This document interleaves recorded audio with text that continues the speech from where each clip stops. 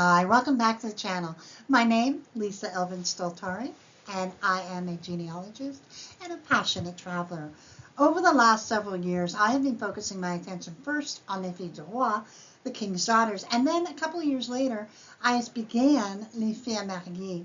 It's been a wonderful journey trying to get to know these really unsung heroes of New France. And I love each and every one of their stories because they tell us the history and the beginnings of New France, which are so important to understanding the eventual story. So with that being said, before we begin episode number 86, let me remind you that there are a couple of ways you can support the channel. The first three keep you in the know: subscribe, like, notify. The next three are ways to help the channel grow. We have Coffee and Patreon, which are external platforms. And then on my website, howorootswilltravel.com, you can also do the PayPal on there as well. Don't forget, if you're on there, that there is that index so you can have a look at the ones I've done before. I've done over, I think it's like 274 right now as of this recording, 274 Filles du Roi episodes, and I'm on number 86 of Les Filles Mariées. So there's quite a lot of recordings available for you to have a look at. So with that being said, let's get started and get to know our Filles Mariées number 86. Before we begin, let's have a look at Les Filles Mariées. These were women who came between 1634 and 1662 to New France. They are the marriageable girls. These ladies did not come in groups. They came one at a time, maybe a few. They did not have a sponsorship. They did not have any gifts from the government or anything like that. Their passages were usually paid by a church or some sort of organization. But generally speaking, they took their life in their hands, so to speak, and said, you know what, I'm going to try my hand at a new life.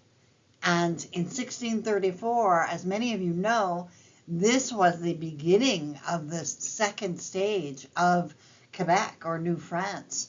And there was nothing there. It was a barren, very, very small settlement. So the ladies, particularly those that came before 1655.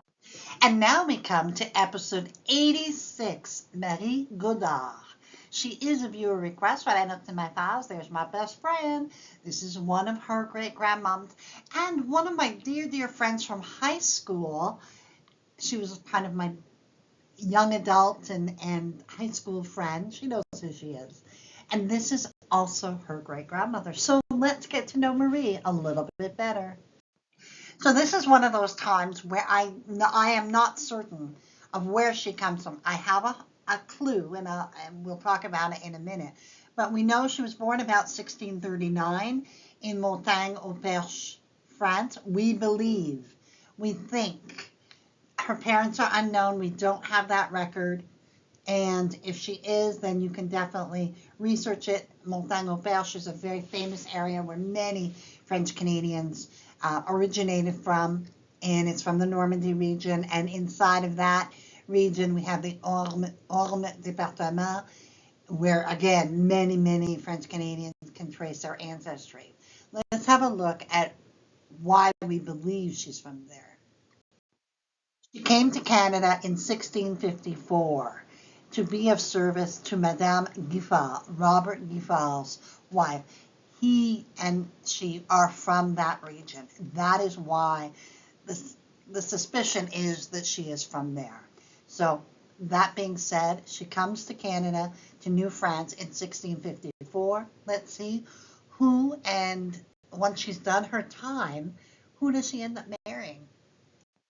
The groom that would come along, well, his name was Toussaint, and he was born in 1633 in a place called Rébillon, France. His parents were Jean Giroux and Marguerite Cuiron. Now, you can see by the map that he's also from Normandy, and also from the Orne Département. So a small commune in Normandy, in the Orne Department. They both come from this. Again, another hint. Now, there are about 363 people that live there now. The church that's there is obviously from the medieval period. And the garden that is there is a huge natural garden that people come from many places to visit. So that is the area, very, very picturesque that he comes from. By 1650, Toussaint would arrive in New France with his godfather and his godfather's son, René Mayer. His godfather's name was Zachary Mayer. And they would ultimately receive a land grant from Robert Giffard in Beauport.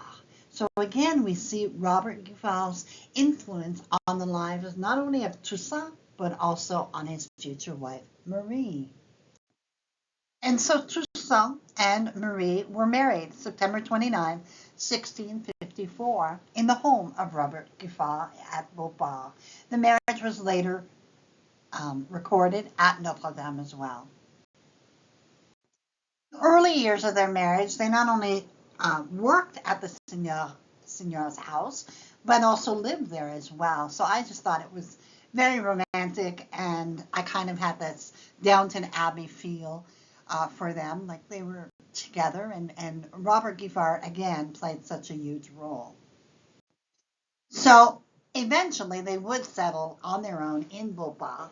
Remember, Robert Giffard, again, he is the seigneur of this area. He received the grant in 1634.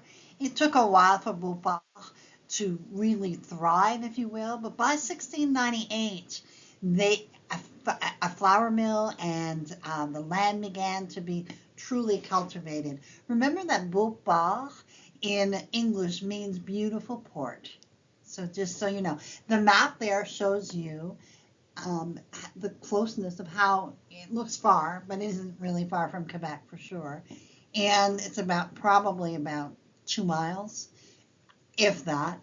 And then we have the view. This is a view of Beauport from the island of Ile d'Orléans. So that is just a beautiful, beautiful port. So we see in the 1666 census, Toussaint, he's listed as a linen weaver, Marie, Raphaël, Charles, Michel, and Jean, all their children. And then we have the 1667 census, Toussaint, Marie, Raphaël, Charles, Michel, Jean, then we have Marie, and Jacques Savaria, 21 years old. So obviously either an engagé or someone who is working the land. They have 2 beasts and 16 arbres, about 14 acres of land, maybe 13, and that is something that they're working on. They would go on to have 12 children. Charles would die in infancy. Raphael would marry Marie-Madeleine Vachon and would have 13 children, 10 of whom would make it to adulthood. Charles did not marry. Toussaint died in infancy. Michel married Thérèse Provost and would have 12 children, 8 of whom would make it to adulthood. The second Toussaint would also die in infancy. Jean would marry Suzanne Bélanger and have 12 children, 7 of whom made it to adulthood. He then married Marie-Charlotte Garnier and would have 2 more children, both of whom would survive. Marianne would marry Jean-Baptiste Provost and have 14 children, 7 of whom would make it to adulthood. Jean-Baptiste would pass away before the 1681 census. Madeleine would marry Pierre Choret and have 4 children, all of whom made it to adulthood. She then married Maurice Réaume and would have 3 children, 2 of whom would make it to adulthood. Toussaint, the third one, married Marie-Thérèse Dauphin and would have 15 children, 9 of whom would make it to adulthood. Marie-Thérèse's mother was Fille du Roi, Marie-Charlotte Moret, who we have not yet profiled. And finally, Monique married Noël Vachon and would have 3 children, 2 of whom would make it to adulthood. In the 1681 census, we have Toussaint listed as 52, his wife also 52, Children, Raphael, Charles. Notice how they're older and they're still at home. Michel, Jean, Marie, Madeleine, Toussaint, Monique. They have 3 guns, 11 bicycles, that is either 11 goats or 11 bulls, 1 calf or cow, and 53 arpents valages. So that's probably about 45 acres of land. Very nice, very nice. On November 21st, 1684, Marie is gone. She was 50 years old. Interestingly, on the burial record, it said after she lived a good life. Really, at 50? Now, maybe they meant it like on a spiritual level. She and Toussaint had been married 30 years, and she would leave us with an astonishing number of descendants, 310 as of 1729. Wow, amazing. 2 years later, Toussaint would remarry Marie-Thérèse Leblanc, who was the widow of Pierre Lavallée, and they were married on October 29, 1686. They would have 1 child, Marie-Angélique, who would end up marrying Vincent Rodrigue and have 8 children, all of whom survived. The marriage, unfortunately, to Marie-Thérèse would not be a happy one, and she filed for separation in 1691, which was granted. Remember, not a divorce, but a separation of property, if you will. Toussaint would live on to the incredible age of 82, dying in 1715. Before his death, he arranged for his grandson, Raphael, to take care of his affairs and gifted him a piece of land. Upon his death, each of his children would be granted a sum of money. His estranged wife, not surprisingly, would oppose this arrangement, but ultimately it was confirmed by the courts. This was a wonderful story to tell, even though Marie left us so early at the age of 50.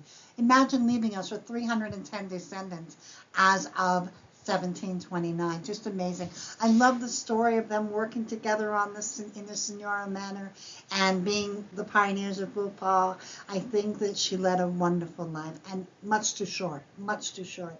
But we are so grateful that she came and she contributed, and yes, she sacrificed.